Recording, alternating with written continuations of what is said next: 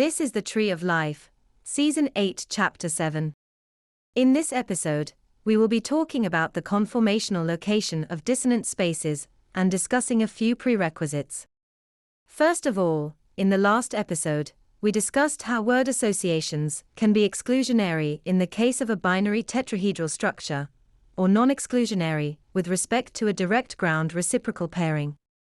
In the example given, we can see that exclusionary word associations create a vacuum, so to speak, by dissociation of particular words from a person through one impulse, the negated one, whilst they create word associations through affirmation of the dialectically opposing impulse. In the example of a tetrahedron, where person A is at the top of the structure, where person B is on the left side at the front, where person C is on the right side at the front, and where person E is a member of the outgroup at the back. We can see that conformationally, the dissonant space is created in the contrary, but common orientation to the particular lettered individual. For example, for person B, at the front left, impulse 1 is affirmed and impulse 2 is negated. For person C, at the front right, impulse 2 is affirmed, impulse 1 is negated. Thus, the dissonant space for person B is created at the back right, whereas, for person C, it is created at the back left. This preserves their conformationally defined placement relative to person A.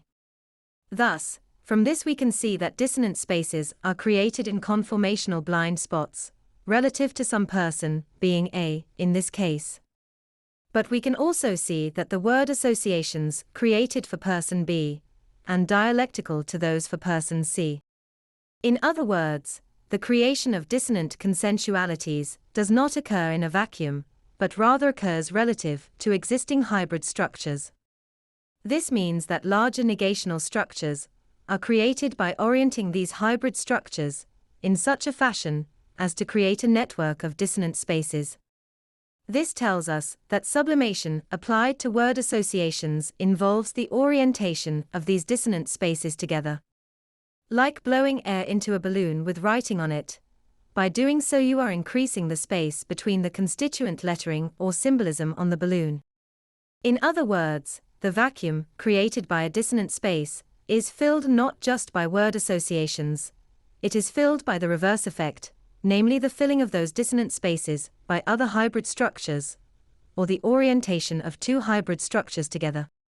That's the end of the podcast for today.